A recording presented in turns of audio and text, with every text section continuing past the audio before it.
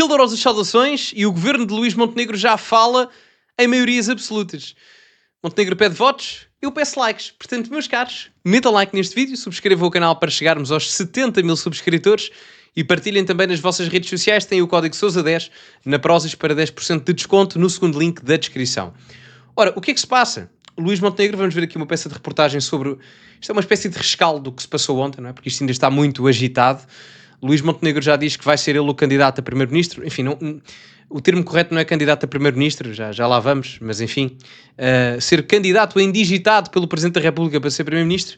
Mas Paulo Rangel, ministro de Estado, já veio dizer que quer a maioria absoluta. Vamos ouvir. E se formos mesmo para eleições antecipadas, o primeiro-ministro admite ser recandidato do PSD, diz que não se sente minimamente fragilizado. A situação política é conhecida, a situação do governo, do primeiro-ministro e do PSD também é conhecida, não vai sofrer alterações. Eu sinto-me na plenitude do exercício da função, como não pode deixar de ser. O governo não está limitado em nada e, portanto, naturalmente que a representação portuguesa é absolutamente plena e total. Não há nenhuma razão para ver em Portugal nenhum foco de instabilidade da União Europeia. Pelo contrário, há razões para acreditar que a democracia portuguesa tem instrumentos para solucionar os seus problemas de estabilidade política e que é melhor fazê-lo num período de tempo curto do que estar a prolongá-lo e de estar a tornar um processo de degradação lento aquilo que pode ser resolvido de forma mais célere. O Montenegro, com este statement, o que está a dizer, e o que eu depreendo das palavras dele, é que ele tem plena confiança que vai a eleições e ganha com mais votos do que aquilo que teve há um ano. Isto é o que me parece que ele está com crença que vai acontecer. E atenção, se eu olhar para o passado, a história não se repete, mas rima. António Costa também cai porque os partidos que o sustentavam, no caso, o deitaram abaixo. E aqui, no caso, quem está a sustentar o governo é o PS. O PS é um dos responsáveis pela queda do governo. Seguindo esta analogia de António Costa, pela lógica da mesma circunstância, Montenegro irá crescer nos resultados eleitorais. Mas o eleitorado português está a moldar-se de forma diferente na atualidade e eu não sei se isso acontece. Pode acontecer, mas vamos ver. Isto ainda está muito à flor da pele e ainda não há confirmação oficial que há eleições, mas vai haver. Portanto, é só uma questão de tempo até à próxima terça-feira ou quarta-feira. Houve um momento, no mínimo insólito, no debate de ontem no Parlamento. O Governo revelou sem querer o possível plano que tem para gerir esta crise política. Foi visto numas notas escritas à mão pelo Ministro da Presidência. Leitão Amaro estava a tentar ter um momento de privacidade com o Primeiro-Ministro, colocou uma folha à frente da cara, só que esse momento, como vemos, foi captado por um fotojornalista da agência Lusa. Na folha é possível ver um plano de 7 pontos, entre eles o debate, a moção de censura e a moção de confiança, mas também tem outros planos que o Governo tenciona dar resposta às perguntas dos partidos ou apresentar um conjunto de medidas no Conselho de Ministros de amanhã. O alegado plano ainda inclui uma entrevista do Primeiro-Ministro às televisões. Contactado pela SIC, o Governo não confirmou a existência de qualquer plano de gestão da crise. Claramente estão a mentir, não é? Há sempre um plano de gestão de crise.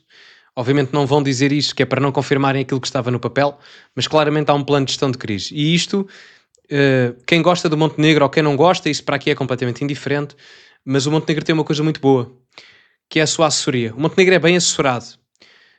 Ele tem bons ministros, principalmente ministros de Estado, que são muito competentes, principalmente na gestão de crises políticas.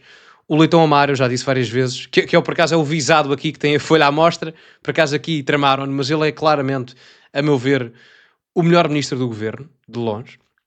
E no dia em que o Luís Montenegro fala ao país, às 8 da noite, no sábado, se não estou em erro, hoje é quinta-feira, no sábado, quando fez aquela conferência de imprensa ao país às 8 da noite, tudo isso foi premeditado com o seu núcleo fechado, com o seu núcleo duro, com o Hugo Soares, com o Leitão Amaro, o Rangel, se não estou em erro. Portanto, isso foi tudo feito num almoço que se estendeu pela tarde para se programar o que é que se ia fazer.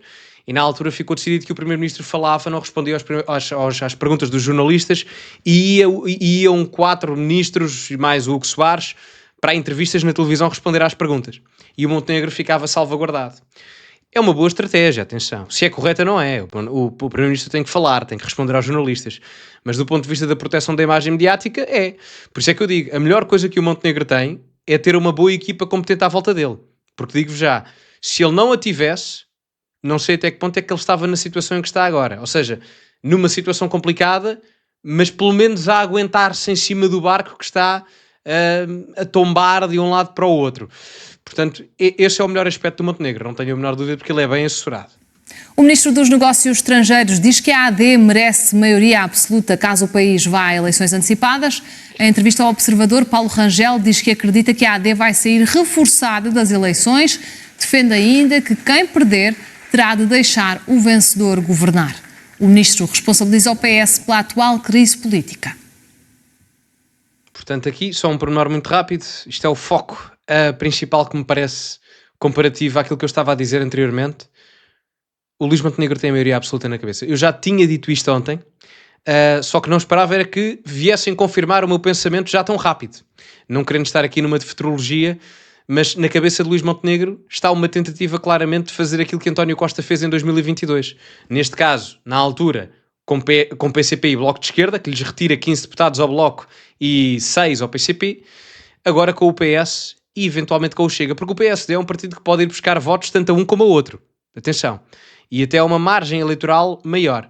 Enquanto que o PS poderia ir buscar votos a alguma margem mais ao centro do PSD e mais às alas mais moderadas do Bloco de Esquerda e do PCP, o PSD, a meu ver, tem mais capacidade de captação de eleitorado, até porque o Chega é maior do que o Bloco e o PCP juntos à época de 2022, e ao mesmo tempo o PS, neste momento, está mais fragilizado do que estava há 2-3 anos atrás.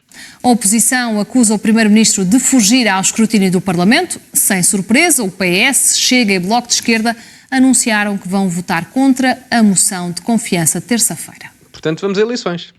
O Sr. Primeiro-Ministro sabe que terá o chumbo do PS na moção de confiança que irá apresentar ao Parlamento. O Sr. Primeiro-Ministro optou por calar o Parlamento.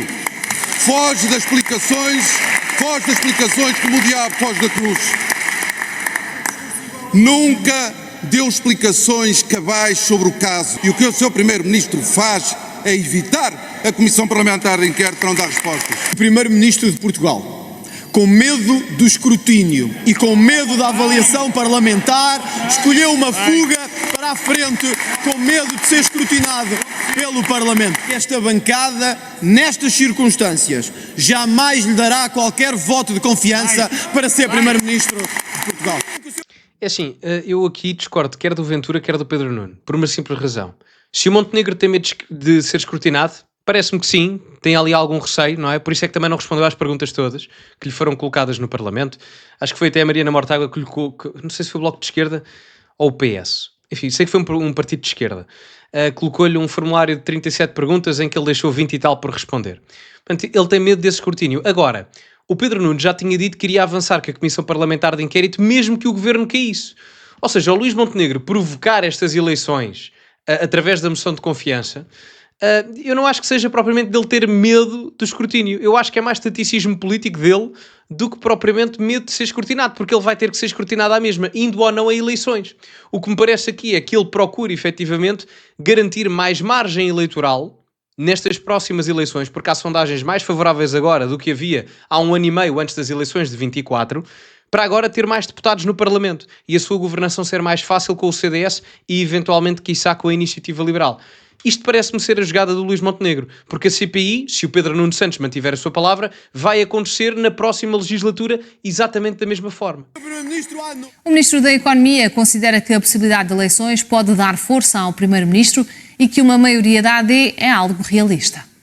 Outra ministra a falar na O maioria. momento que existe no mundo e no país, eu acho que isso pode dar muita força ao Governo e em particular ao Primeiro-Ministro, mas eu admito como cenário possível que a votação no PSD se reforce em relação às últimas eleições. Conceber que podemos chegar a uma maioria absoluta, eu considero isso um elogio para o nosso trabalho e isso, se muita gente pensar assim, quer dizer que pelo menos o reforço da votação que tivermos é algo de realista e não de utópico. Novamente, é o mesmo cenário de António Costa. o mesmo cenário, com intervenientes diferentes, com partidos diferentes, mas é exatamente a mesma coisa. A estratégia é exatamente igual. A história não se repete, mas rima. E eu não me admirava se acontecesse outra vez. Não me admirava. A Confederação Empresarial de Portugal lamenta a incerteza gerada pela situação política atual na economia portuguesa, diz que foi tudo motivado pelos jogos partidários da classe política e que ninguém vai sair ileso desta crise. Espera que tudo se resolva o mais rápido possível. Olha, a parte mais acertada, exatamente. Foi tudo feito por taticismo político. É que é verdade. Podem ter o escrutínio vai sempre acontecer, quer ele ganhe, quer ele perca, quer vá a eleições, quer ele não vá. Ele, o Montenegro, ao governo. Portanto, isto foi taticismo político, tática política pura. Aqui a Comissão dos Empresários, certíssimo. É o cerne da questão. Do ponto de vista empresarial, não é bom para Portugal a instabilidade política, porque, vamos imaginar, do ponto de vista do IDE, do investimento direto estrangeiro, se há empresários estrangeiros que querem investir em Portugal, esses mesmos empresários querem perceber qual é a norma fiscal para aplicar os impostos que têm que pagar sobre o rendimento, sobre a produção, etc. E normalmente isto são políticas fiscais que são alteradas consoante os governos que estão a governar o país e podem ser facilmente alteradas. Ou seja, uma empresa qualquer que num determinado setor queira investir aqui, se calhar, se for o PSD é mais favorável a investir, ou se for o PS é mais favorável a investir, e com governos a trocarem de ano a ano, os empresários não sabem bem o que é que podem contar. Neste sentido, é prejudicial a nível de captação de investimento direto estrangeiro. É verdade. Até interno, não é? Mas estrangeiro será pior. Bom, mas digam-me a vossa opinião nos comentários. Acham que é realista o Montenegro pensar numa maioria absoluta? Se acham que não é realista, digam-me a vossa opinião. Metam like no vídeo, subscrevam o canal, partilhem nas vossas redes sociais. Ficamos por aqui. E como é habitual, acima de tudo, cultivem-se. E até à próxima.